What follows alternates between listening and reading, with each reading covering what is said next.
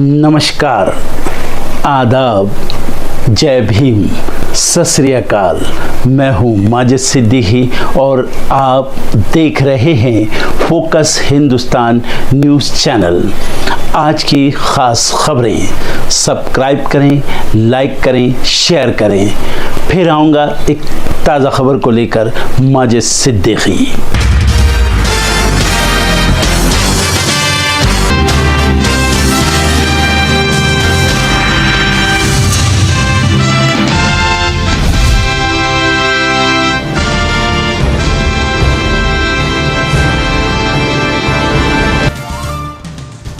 संसद के मॉनसून सत्र का 11वां दिन आज। कांग्रेस का क्रीमी लेयर में संशोधन के लिए स्थगन प्रस्ताव। सरकार के वक्फ एक्ट में संशोधन बिल पर गरमाई सियासत। वक्फ कानून में संशोधन पर कांग्रेस सांसद प्रमोद तिवारी का बड़ा बयान। कहा, अगर संसद में कोई नया विधेयक पेश किया जा रहा है तो उस पर होनी चाहिए चर्चा। विपक्ष के सामने पेश किया जाना चाहिए बिल। सपा प्रमुख अखिलेश यादव ने बीजेपी पर लगाया गंभीर आरोप। कहा, उपचुनाव से पहले षड्यंत्र रचना चाहती है बीजेपी। मुस्लिम को लेकर योगी की सोच को बताया अलोकतांत्रिक। अगले 3 दिनों तक दिल्ली दौरे पर रहेंगे शिवसेना यूबीटी प्रमुख उद्धव ठाकरे। मल्लिकार्जुन खड़गे, राहुल गांधी और सोनिया गांधी से करेंगे मुलाकात। संजय राउत ने दी जानकारी। सुप्रीम कोर्ट ने उपराज्यपाल के 10 एल्डरमैन नियुक्त करने के फैसले को रखा बरकरार। कहा, पार्षदों को मनोनीत करने के लिए दिल्ली सरकार से सलाह जरूरी नहीं। जम्मू कश्मीर से धारा 370 हटने के 5 साल पूरे होने पर कांग्रेस ने मोदी सरकार पर बोला हमला। कहा, black day for Jammu Kashmir. चुनावी रिजल्ट के 2 महीने बाद कांग्रेस ने नतीजों पर उठाए सवाल। लोकसभा चुनाव में 89 सीटों पर नतीजों में धांधली के लगाए आरोप। वोट फॉर डेमोक्रेसी की रिपोर्ट का दिया हवाला। शिवसेना यूबीटी सांसद संजय राउत का मोदी सरकार पर करारा हमला। कहा, इस देश में न जमीन जिहाद है न लव जिहाद। 10 साल में जो लैंड जिहाद हुआ वो इसी सरकार में हुआ। सुप्रीम कोर्ट ने कोचिंग सेंटरों में सुरक्षा मानदंडों पर लिया स्वतः संज्ञान। केंद्र सरकार, दिल्ली सरकार और एमसीडी से अब तक के निर्धारित सुरक्षा मानदंडों पर मांगा जवाब। संविधान में संशोधन कर बदला जाए आरक्षण पर सुप्रीम कोर्ट का फैसला। बसपा सुप्रीमो मायावती की केंद्र सरकार से बड़ी मांग। कहा, आरक्षण को संविधान की 9वीं सूची में लाया जाए। बांग्लादेश में पीएम शेख हसीना के इस्तीफे की मांग को लेकर सड़कों पर उतरे हजारों लोग। प्रदर्शन में गई 100 से अधिक लोगों की जान। देश में लागू किया गया कर्फ्यू। ब्रिटेन में हिंसक प्रदर्शन, 150 से ज्यादा घायल। प्रवासियों का होटल फूंकने की कोशिश। ब्रिटेन में चाकू हमले में 3 बच्चियों की जान जाने के बाद गुस्से में आए लोगों ने होटल में की तोड़फोड़। पीएम स्टारमर बोले, हिंसा में शामिल लोगों को होगा पछताना। इजरायल पर हमले की तैयारी में ईरान। अमेरिका ने G7 देशों से की बात। ईरान बोला, किसी भी कीमत पर करेंगे पलटवार। ताइवान और चीन के बीच नहीं खत्म हो पा रहा युद्ध। ताइवान के चारों तरफ मंडरा रहा चीन। सीमा के पास फिर भेजे 9 सैन्य विमान और पोत। ट्रंप के यू टर्न लेने पर भड़की कमला हैरिस। बोली, मुझसे डर गए हैं पूर्व राष्ट्रपति। हैरिस ने दिया था ट्रंप को एक न्यूज पर होने वाली बहस में शामिल होने का ऑफर। 1 साल में 37 करोड़ बढ़ा बनारसी साड़ी का कारोबार। यूरोपियन देशों में बड़ी बनारसी साड़ी की मांग। भारत ओमान FTA फाइनल होते होते अटका। बाजार तक पहुंच पर दोनों देश एक मत नहीं। एक चुनौती और भी। शटलर लक्ष्य सेन का मेंस सिंगल कैटेगरी का ब्रॉन्ज मेडल मैच आज। मलेशिया के ली जिया से होगा मुकाबला। शाम 6 बजे से खेला जाएगा मैच। साउथ स्टार चिरंजीवी और रामचरण ने वायनाड ट्रेजेडी में पीड़ितों के लिए किया 1 करोड़ का दान देने का ऐलान। चिरंजीवी ने एक्स पर लिखकर दी जानकारी। इंडियन फिल्म मेकर्स पर भड़के रामगोपाल वर्मा। कहा, यहां दर्शकों को समझा जाता है मूर्ख। सब मिलकर भी ठग्स ऑफ हिंदुस्तान जैसी फिल्में बनाते हैं।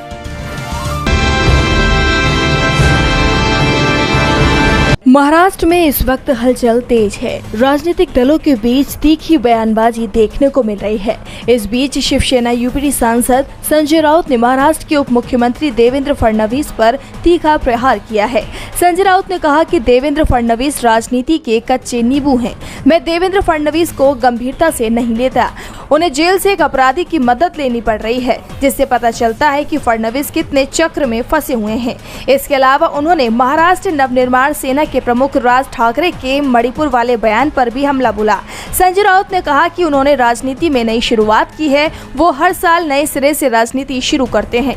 उनकी राजनीति मैच फिक्सिंग पर होती थी। इसके अलावा संजय राउत ने बताया कि शिवसेना यूपीटी प्रमुख उद्धव ठाकरे 3 दिनों के लिए दिल्ली दौरे पर रहेंगे। ठाकरे के साथ उनकी पत्नी रश्मि ठाकरे और बेटे आदित्य ठाकरे भी रहेंगे। इस दौरे के दौरान वो कांग्रेस अध्यक्ष मल्लिकार्जुन खड़गे, राहुल गांधी, सोनिया गांधी से मुलाकात करेंगे। टीएमसी और आम आदमी पार्टी के नेता भी उनसे मिलने वाले हैं। इस दौरान कई चर्चाएं और बैठकें होंगी। ये उद्धव ठाकरे की संवाद यात्रा है। इस दौरान वो कई सांसदों से भी मुलाकात करेंगे। लोकसभा चुनाव के बाद उद्धव ठाकरे का ये पहला दिल्ली दौरा है। वो एनसीपी एसपी प्रमुख शरद पवार से भी मुलाकात करेंगे। महाराष्ट्र में विधानसभा चुनाव से पहले राजनीतिक दलों में बड़ा फेरबदल देखने को मिल रहा है। विपक्ष का गठबंधन जहां मजबूत होता दिखाई दे रहा है, तो सत्ताधारी गठबंधन लगातार कमजोर होता जा रहा है। एक बार फिर अजीत पवार के खेमे में हलचल तेज है। सोलापुर के माढ़ा से विधायक बबन राव शिंदे और उनके बेटे रणजीत सिंह शिंदे शरद पवार से मिलने पुणे के मोदी बाग पहुंचे हैं। उनकी इस मुलाकात ने सियासी गलियारों में चर्चाएं तेज कर दी हैं। अभी कुछ ही दिन पहले बाबा जानी दुर्रानी ने अजीत गुट छोड़कर शरद गुट की सदस्यता ले ली थी और अब 2 और नेताओं के शरद गुट में शामिल होने के कयास लगाए जा रहे हैं। दरअसल बबन राव शिंदे इस बार माढ़ा विधानसभा सीट से अपने बेटे को चुनाव लड़वाना चाहते हैं, लेकिन उन्हें अपने ही भतीजे धनराज शिंदे से चुनौती मिलती हुई दिखाई दे रही है। विधायक बबन राव के भाई रमेश शिंदे ने कुछ दिन पहले ही सांसद सुप्रिया सूले से मुलाकात की थी, तो वहीं उनके भतीजे धनराज शिंदे ने रोहित पवार के पिता राजेंद्र पवार से मुलाकात की, जिससे बबन राव असहज दिखाई दे रहे हैं और उन्होंने भी अपनी तैयारी शुरू कर दी। और अब शरद पवार से उनकी अपने बेटे के साथ इस मुलाकात को चुनाव से जोड़कर देखा जा रहा है। सवाल उठ रहे हैं कि क्या अजीत पवार गुट का एक और विधायक शरद पवार गुट में शामिल होगा, क्योंकि अगर ऐसा हुआ तो ये अजीत गुट के लिए बड़ा झटका साबित होगा, क्योंकि ये सिलसिला थमता हुआ नजर नहीं आ रहा है।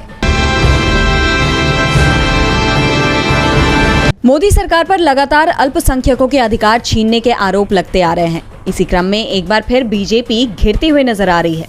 मोदी सरकार वक्फ अधिनियम में बड़े संशोधन करने जा रही है, जिसे लेकर राजनीति गरमाई हुई है।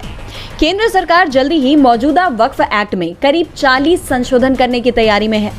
कैबिनेट बैठक में इस बिल को मंजूरी दे दी गई है। जानकारी के मुताबिक केंद्र सरकार वक्फ बोर्ड की किसी भी संपत्ति को वक्फ संपत्ति बनाने की शक्तियों पर अंकुश लगाना चाहती है। इसे लेकर सरकार इसी सत्र में नया बिल लेकर आ सकती है। प्रस्तावित बिल में मौजूदा एक्ट की कुछ धाराओं को हटाया भी जा सकता है। संसद का मॉनसून सत्र अभी 12 अगस्त तक चलना है। बिल 1-2 दिन में पेश किए जाने की तैयारी है। इस बीच संशोधन बिल को लेकर असदुद्दीन ओवैसी ने बीजेपी पर तीखा हमला बोला है। असदुद्दीन ओवैसी ने कहा कि मोदी सरकार वक्फ बोर्ड के अधिकारों को छीनने की कोशिश कर रही है। बीजेपी हमेशा से वक्फ बोर्ड के खिलाफ रही है और इसे समाप्त करना चाहती है। इसके साथ ही मुस्लिम धर्मगुरु मौलाना खालिद रशीद फरंगी महली का कहना है कि हमारे बुजुर्गों ने वक्फ के लिए अपनी प्रॉपर्टी दान की है और इसमें एक इस्लामिक लॉ भी है। भारत में 60% वक्फ की प्रॉपर्टी में मस्जिद, दरगाह और कब्रिस्तान आते हैं। ऐसे में ये देखना दिलचस्प होगा कि क्या ये बिल पास हो पाता है या विपक्ष इसका विरोध करने में सफल रहता है। ये सर बहुत दर्दनाक घटना है। ये मतलब असहनीय है।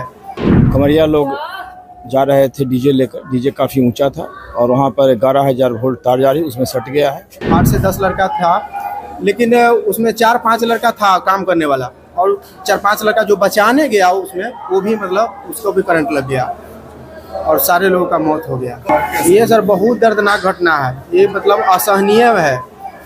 और हमारे जैसे कुछ लड़का लोग टोली में काम करता है, 8 से 10 लड़का था, लेकिन उसमें 4-5 लड़का था काम करने वाला, और 4-5 लड़का जो बचाने गया उसमें, वो भी मतलब उसको भी करंट लग गया और सारे लोगों का मौत हो गया।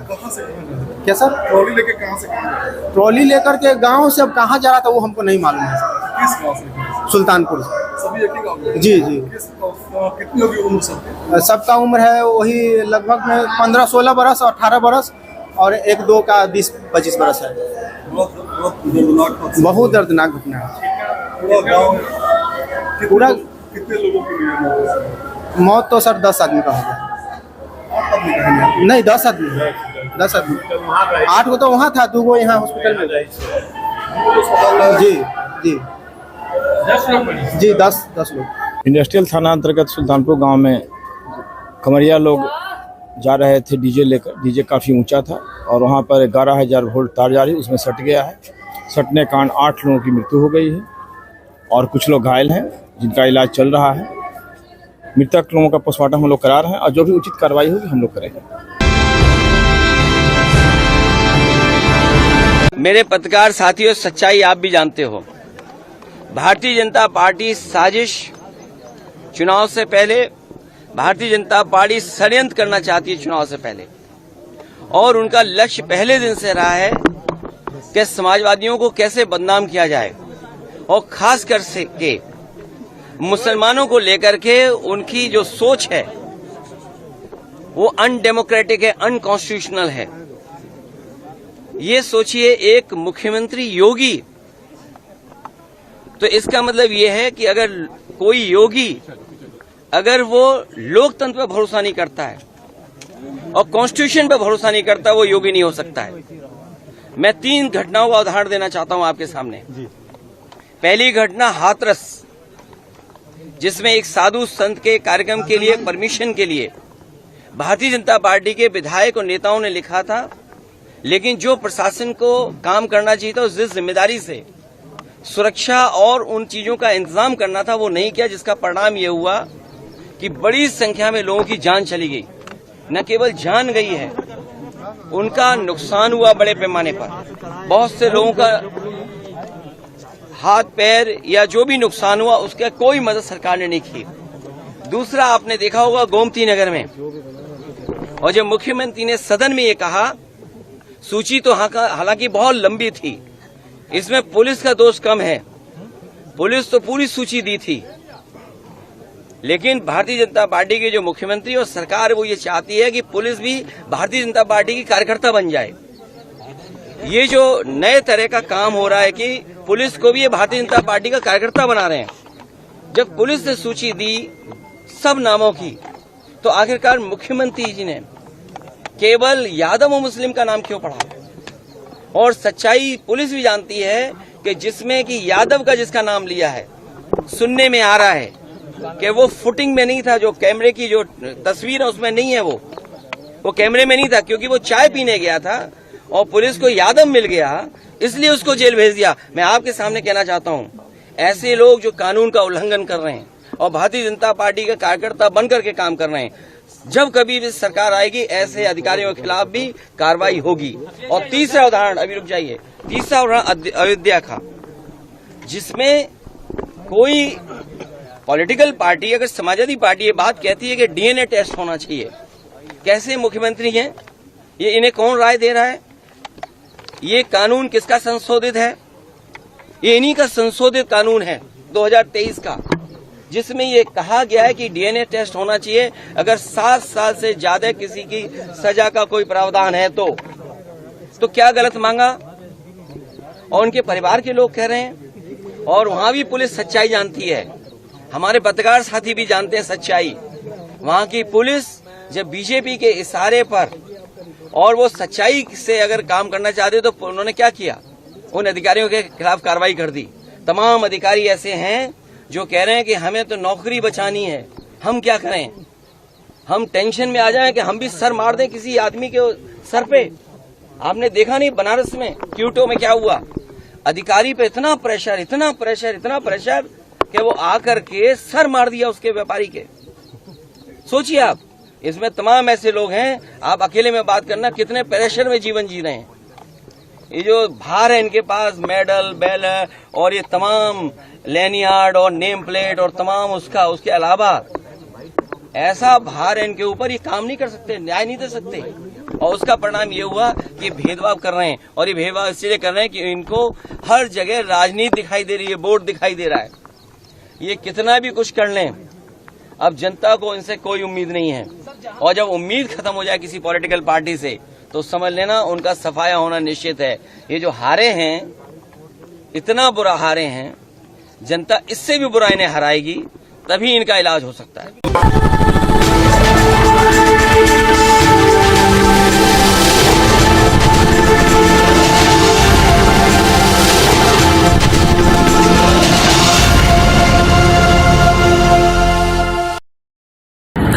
दोस्तों आज मैं आपको बताने वाला हूं कि अगर आपकी बॉडी में मैग्नीशियम की डेफिशिएंसी हो जाए तो आपको क्या क्या प्रॉब्लम हो सकती है। सबसे पहले इंसोमेनिया, नींद ना आना, स्लीपिंग डिसऑर्डर, इंसान सारी रात करवटें बदलता है, नींद नहीं आती, स्ट्रेस लेवल, एंजाइटी बढ़ जाती है इससे, क्योंकि कोर्टिसोल हार्मोन को रोकने में मदद करता है। और अगर आपकी बॉडी में मैग्नीशियम नहीं है तो कोर्टिसोल बढ़ जाता है, जिसकी वजह से स्ट्रेस और एंजाइटी हो जाती है। मूड स्विंग्स, इंसान को पता नहीं चलता उसके मूड स्विंग्स होते हैं, थोड़ी थोड़ी देर में गुस्सा आना, थोड़ी थोड़ी देर में चिड़चिड़ापन होना, क्योंकि ये सेरोटोनिन हार्मोन को बढ़ने में मदद करता है। अगर आपकी बॉडी में less magnesium is equal to less serotonin, और सेरोटोनिन हैप्पीनेस का हार्मोन है। अलावा इसके ये फटीग को भी कम करता था। अगर आपकी बॉडी में मिनरल डेफिशिएट है, अगर आपकी बॉडी में मैग्नीशियम नहीं है तो आपको थकावट बहुत जल्दी फील होगी, जरा सा काम करती है आपकी बॉडी थक जाएगी। पुअर डाइजेस्टिव सिस्टम, ये डाइजेस्टिव सिस्टम को भी मैनेज करने में बड़ा शानदार रोल प्ले करता है, और अगर इसकी डेफिशिएंसी है तो कॉन्स्टिपेशन, डायरिया जैसी प्रॉब्लम हो जाती है। माइग्रेन बहुत खतरनाक प्रॉब्लम है। माइग्रेन अगर डेफिशिएट है आपकी बॉडी मैग्नीशियम से तो आपको माइग्रेन की प्रॉब्लम भी हो सकती है। ब्लड प्रेशर, अगर आपकी बॉडी में मैग्नीशियम कम है तो आपको ब्लड प्रेशर की प्रॉब्लम हो सकती है। इरेगुलर हार्ट बीट, ये हार्ट बीट का बढ़ जाना, कम हो जाना, बढ़ जाना, कम हो जाना, मैग्नीशियम डेफिशिएट होने की निशानी है। ऑस्टियोपोरोसिस, बोन हेल्थ वीक हो जाती है, क्योंकि आपकी बॉडी का 60% जो मैग्नीशियम है वो आपकी बोन्स के अंदर होता है। अगर आप बाहर से मैग्नीशियम नहीं ले रहे हैं तो आपकी बॉडी जो है वो हड्डियों में से लेना शुरू कर देती है, जिसकी वजह से ऑस्टियोपोरोसिस की प्रॉब्लम भी हो सकती है, आपकी हड्डियां कमजोर हो जाती हैं। और मसल क्रैम्पिंग, मसल क्रैम्प, नस पे नस का चढ़ जाना, मसल्स पे अकड़ जाना, बिल्कुल चलना मुश्किल हो जाता है। तो मसल क्रैम्पिंग भी तभी होती है जब आपकी बॉडी में मैग्नीशियम की डेफिशिएंसी हो। और दोस्त, हमारे यहाँ 90% से ज्यादा लोग मैग्नीशियम डेफिशिएंसी के शिकार हैं। कहां से मिलेगा मैग्नीशियम, कितनी मात्रा में लें, किस क्वालिटी का लें? तो उसका जवाब है वेस्टीज प्राइम CMD। इसके अंदर आपको भरपूर मात्रा में मैग्नीशियम मिलेगा, आपकी सारी प्रॉब्लम सॉल्व हो जाएगी। Thank you so much. दर्शकों, देख लिया आपने हमारे वीडियो को। हमें खुशी होगी कि आपने हमारे न्यूज़ को लाइक किया और दूसरों को शेयर किया। अगर अभी तक हमारे चैनल फोकस हिंदुस्तान को सब्सक्राइब नहीं किया है तो तुरंत सब्सक्राइब करें, कमेंट करें और बेल आइकॉन को प्रेस करें। हम हाजिर हैं खबर के लिए।